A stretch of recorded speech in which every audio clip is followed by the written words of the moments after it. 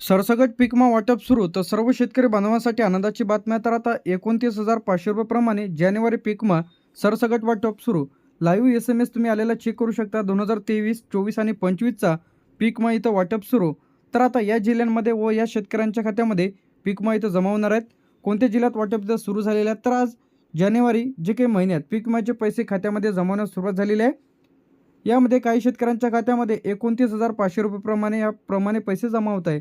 तर यादीत नाव आहे की नाही कशा पद्धतीने तपासायचं आहे. 2023, 24, 25चा जो काही पीक विमा आहे ते शेतकरी बांधवांच्या खात्यामध्ये मिळत आहे. तर यामध्ये 29,500 रुपये याप्रमाणे खालील शेतकऱ्यांच्या खात्यामध्ये यामध्ये सोयाबीन आहे, कापूस, तूर, हरभरा. तर या पिकांची भरपाई 2023, 24, 24, 25 तर ज्या शेतकऱ्यांच्या खात्यामध्ये आधार लिंक आहे त्यानंतर तुम्ही तुमचा पीक विमा भरलेले शेतकरी आहेत तर अशा शेतकरी बांधवांच्या खात्यामध्ये 29,500 रुपये जमा होण्यास सुरुवात झालेली आहे. पीक विमा वाटप महाराष्ट्रातील सर्व जिल्ह्यांमध्ये इथं सुरू झालेलं आहे. तर आता यामध्ये एकूण 36 जिल्हे आहेत. तर या 36 जिल्ह्यांमध्ये 900 कोटी रुपये इथं पीक विमा आलेला आहे. किती आलेला आहे? 900 कोटी रुपये पीक विमा इथं आलेले आहेत. तर टप्प्याटप्प्याने वाटप इथं सुरू झालेलं आहे जे की 36 जिल्ह्यांमध्ये. तर आता यामध्ये जे की यामध्ये सर्वप्रथम यामध्ये जिल्हे आहे. बीडमध्ये 48 कोटी, लातूरमध्ये 42 कोटी, धाराशिव उस्मानाबादमध्ये 38 कोटी, परभणीमध्ये 36 कोटी, हिंगोलीमध्ये 32 कोटी, नांदेडमध्ये 54 कोटी, जालन्यामध्ये 50 कोटी. तर आता जे की यामध्ये 350 कोटी जे की या जिल्ह्यांमध्ये आलेलं आहे. तर आता सरसकट वाटप इथं सुरू झालेलं आहे. तर आता यामध्ये बीडमध्ये जे की 48 कोटी रुपये वाटप सुरू झालेलं आहे, लातूरमध्ये 42 कोटी, धाराशिवमध्ये 38 कोटी, परभणीमध्ये 36 कोटी, हिंगोलीमध्ये 32 कोटी, नांदेडमध्ये 54 कोटी, जालन्यामध्ये 50 कोटी. तर याप्रमाणे पैसे खात्यामध्ये जमा होण्यास सुरुवात. त्यानंतर इथे आपलं यामध्ये 300 कोटी रुपये जे की यामध्ये अहमदनगरमध्ये 40 कोटी, पुणेमध्ये 28 कोटी. तर आता ज्या शेतकऱ्यांनी ई पीक पाहणी केलेली आहे, तक्रार केलेली आहे, त्याचप्रमाणे या शेतकरी बांधवांच्या खात्यामध्ये पीक विमा जमा होण्यास सुरुवात.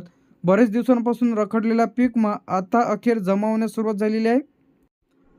नंतर जे ते आपल्या यामध्ये सोलापूरमध्ये 46 कोटी, सातारामध्ये 22 कोटी, सांगलीमध्ये 24 कोटी, कोल्हापूरमध्ये 18 कोटी, नाशिकमध्ये 28 कोटी, छत्रपती संभाजीनगरमध्ये 30 कोटी.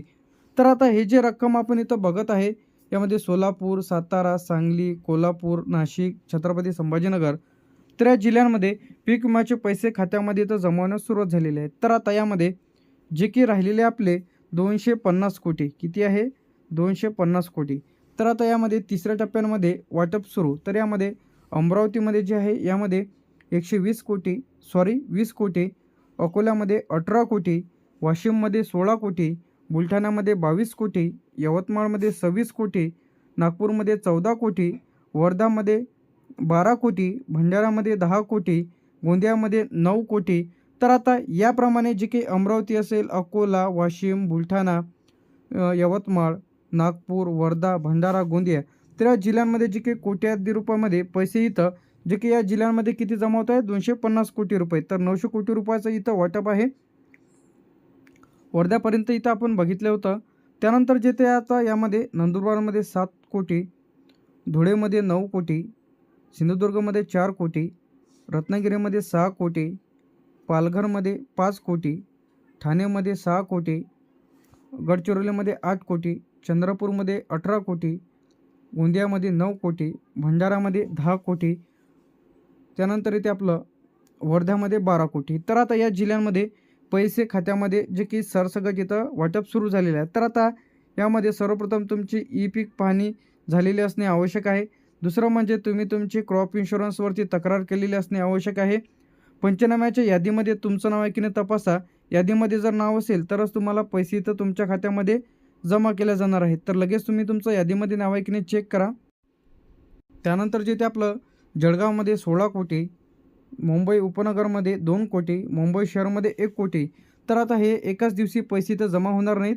पहिले जिल्ह्यानुसार, तालुक्यानुसार आणि गावानंतर त्यानंतर गावामध्ये पैसे इथं DBTच्या माध्यमातून शेतकरी बांधवांच्या खात्यात इथं पैसे येणार आहेत. तर आता सरसकट जे काही वाटप यादी आहे तर आता यामध्ये जे की शेतकरी बांधव आहेत तर ज्या शेतकरी गावामध्ये मोठ्या प्रमाणामध्ये नुकसान झालेलं आहे त्या गावातील सर्व शेतकरी यामध्ये पात्र आहेत. शेतकऱ्यांना पीक विमा वेगवेगळ्या क्लेम केल्याच्या नंतर DBTच्या माध्यमातून खात्यामध्ये तहसील विभाग असेल, कृषी कार्यालय किंवा अधिकृत वेबसाईटवरती जाऊन तुम्ही चेक करा की तुमच्या खात्यामध्ये पैसे तर आले की नाही. तर आता नाव यादीत कशा पद्धतीने तपासायचं आहे, तर ते पाहण्यासाठी सर्वप्रथम तुम्हाला PFMSBY तर प्रधानमंत्री फसल विमा योजना ऑफिशियल पेजवरती जा. ॲप्लिकेशन नंबर टाका, मोबाईल नंबर टाकून किंवा आधार नंबर टाकून तुम्ही तुमचं स्टेटस चेक करू शकता. तर आता जे काही खात्यामध्ये 29,500 रुपये पीक विम्याचे क्रेडिट होणे सुरू झालेले आहेत, तर लगेच तुम्ही चेक करा की तुम्हाला SMS आलेला आहे का व तुमच्या खात्यामध्ये याचे जे काही पैसे आहेत तिथं क्रेडिट झाले का. त्यानंतर जे इथं पैसे आले नाही तर काय करायचं आहे, तर आता बँक खाते आधारशी लिंक आहे की नाही तपासून घ्या. त्यानंतर तुम्ही पीक विमा भरलेला आहे का, कृषी सहाय्यकाशी संपर्क साधा. त्याचप्रमाणे जे काही इथं हेल्पलाईन नंबर दिलेला आहे, तर हा जो हेल्पलाईन नंबर आहे यांना तुम्ही कॉल करा आणि तुम्ही तुमच्या पीक विम्याची तक्रार करा. तर आता ज्यांना कोणाला पीक विमा मिळालेला नसेल तर त्यांसाठी हा हेल्पलाईन नंबर आहे.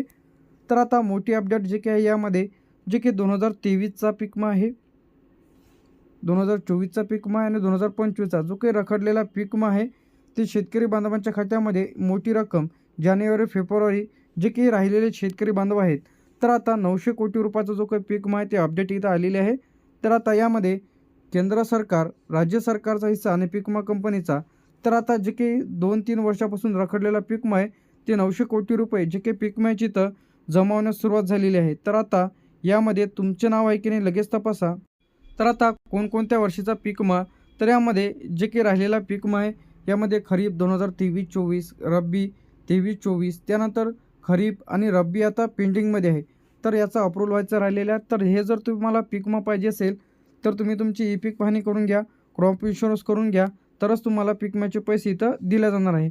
तर अशाच अपडेट्ससाठी आणि नवीन व्हिडिओसाठी तर आपल्या चॅनलला सबस्क्राईब करून ठेवा. अशाच प्रकारचे व्हिडिओज आणि अपडेट्स तुम्हाला बघायला मिळतील. थँक्यू.